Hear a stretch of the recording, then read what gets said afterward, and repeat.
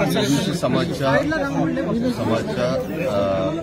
हाकेने त्यांच्या एरियामध्ये फिरत असताना त्यांना कोणी थांबून त्यांनी विचारपूस करत होते, त्यांच्या मागच्या वक्तव्याबद्दल काहीतरी विचारपूस करत होते असे त्यांच्याकडून त्यांनी येऊन आम्हालाकडे तक्रार देत होते आणि समोरच्या मराठा समाजच्या कडून त्या काही व्यक्ती आलेले त्यांचं म्हणणं आहे यांनी दारू पिलेले होते आणि काहीतरी बोलत होते, शिवीगाळ केली, आम्हाला मारण्याची धमकी देत होते म्हणून.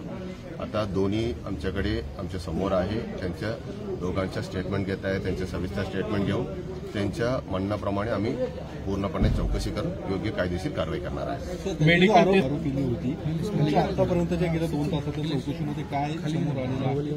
लक्ष्मण हाकेंनी मद्यप्राशन केलं होतं नाही, ते सांगण्याच्या मेडिकल एक्सपर्टच सांगू शकतात. आम्ही सांगणं योग्य राहणार नाहीये.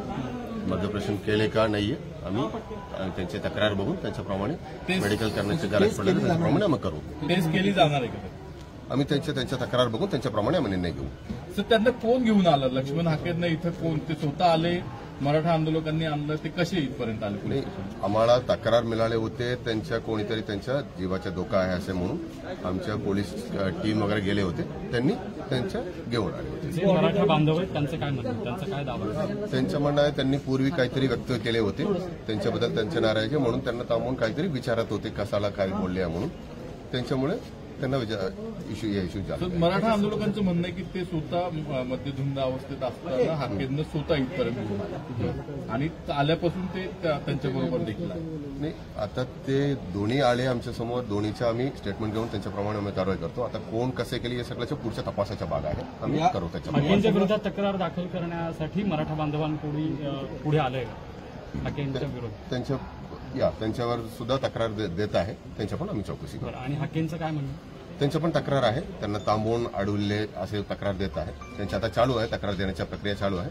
त्यांच्या तक्रारचा पूर्ण सारांश बघून त्यांच्याप्रमाणे आम्ही कारवाई करू. सगळ्या प्रकारने गुन्हे कुणाकुणावर दाखल झाले नाही, आतापर्यंत काही दाखल नाही. आता त्यांच्या तक्रार घेण्याचे चालू आहे, पुढे आम्ही कारवाई करू. प्रक्रिया लेट का होती? 2 तास झाले ऑलमोस्ट यासाठी. 7 वाजता इथे आणलं गेलं, 11 वाजले. नाही, आता काय कायदा स्वास्थ्याचा प्रश्न आहे, सगळं सिच्युएशन सांभाळावं लागेल. त्यांच्यानंतर पुढच्या कारवाई. पोलीस स्टेशनमध्ये एखाद्या व्यक्तीला असं वाटलं की त्याच्यासोबत पोलिसांकडून गैरवर्तन होत आहे तर त्याचा व्हिडिओ काढायला परवानगी असते का? आता जे विषय आहे तेवढ्याच्या बद्दल बोलू, इतर विषयाच्या बद्दल मी